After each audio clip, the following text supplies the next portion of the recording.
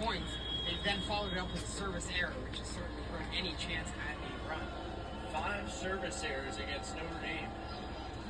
Michigan counters with 1, so the Irish remain within 5. But as serve has been a focal point for Notre Dame, at least to start with, it was such a hello, beautiful people, and welcome to Purcell Pavilion at the Joyce Center in South Bend, Indiana. Home of our Notre Dame Fighting Irish taking on the Michigan Wolverines. We have lots of ways to catch up. University of Delaware. Set up here for Michigan, and Demetrition's attempt flanks right into the net, and the Irish have gone on a 3-0 run. You've got to give yourself a chance. Of course, Michigan has been the better team in this set, but a couple attack errors in a row, and now they're going to be forced to call timeout to kind of settle it down. So Erin Virtue uses her first timeout. You talked about serving a lot, Tyler, and it has been an issue for Notre Dame. No way around it this season. Lots of errors for them on the serve coming into today's game. 65 to be exact. You get a look at the breakdown by game. Already 5 in this game.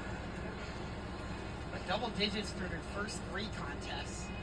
9 in just 3 sets against LSU. And they're just not getting enough aces to compensate for those number of errors. This could be a tough place to serve, of course, for Notre Dame.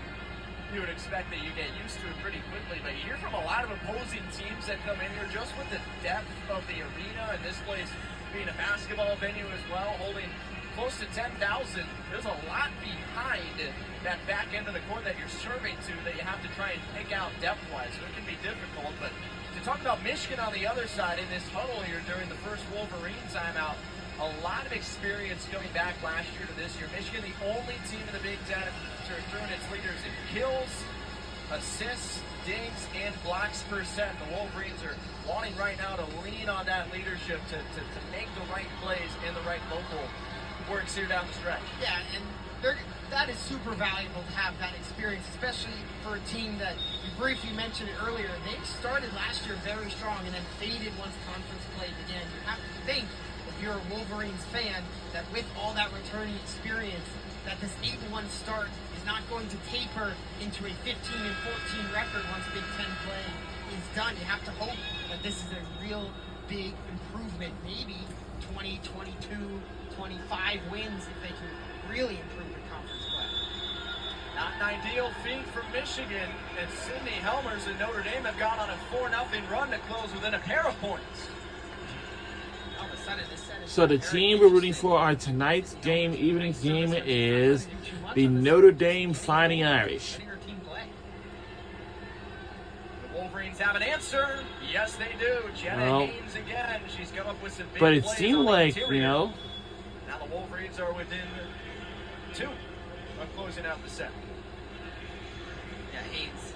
We haven't talked about her much, but sophomore middle block comes in. Over 50 kills already on the season. Just adding to that total. The Irish will go to their middle. All right. And it's Grace Langer again. Picked up so much great experience as a freshman last year. Now adding to her game as a sophomore and keeping the Irish right in the thick of this first set. Serve here for Maya Evans. Michigan goes to the back row, and there she is again, Allison Jacobs, set point Wolverines. And Jacobs stepping up. She had 19 kills when these two teams played last year, just 6 off her career high. She mentioned the 2024 Big Ten first team, and certainly trending in that direction again. That was the Jacobs Demetrician show in Starkville last year when Michigan defeated the Irish 3-1. The Irish aren't going away here in South Bend. We're not going away. Caught out of position near the net, and it's back to a 2-point contest. Notre Dame will now serve with Michigan. 22-24. Yeah, we're going to get a timeout. And we have a timeout we'll be taken by... Her rotation, of course. We're going to put in a good defensive group of 6. By Michigan Wolverines. That's their last and final timeout. Set, which has had some great moments and great energy. Will go to the Wolverines, and a big reason why is Allison Jacobs, who 4 kills already tonight on 12 attempts.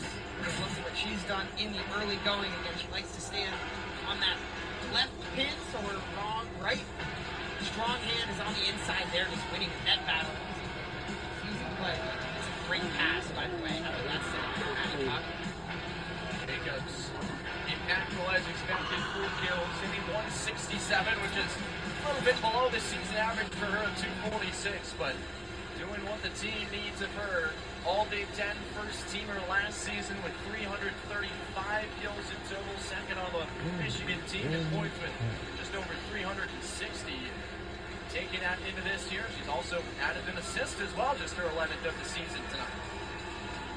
Yeah, that assist came, remember that point, it was on when she's been in the back row. She's a full rotation player. That's one of the reasons why she's so valuable. So she's able to take one from the back row, set up a kill at the net. So it's great when you have somebody who can stand in one spot like she's so good at and hit from there, but it's even better when you can have some versatility in that player in her 6th year grad student. 6th year, first 2 at UCLA, now 4 at Michigan. So I would take a guess that her heart rate isn't too elevated right now with Michigan. Still at set point. They'll have to deal with Lucy Trump's serve, however. Again, Trump's 6 aces in Notre Dame's last match Saturday. But this is an error that wins Michigan the opening set. The Wolverines coming on the road and are out on the right foot to start. 25-22, set 1 final.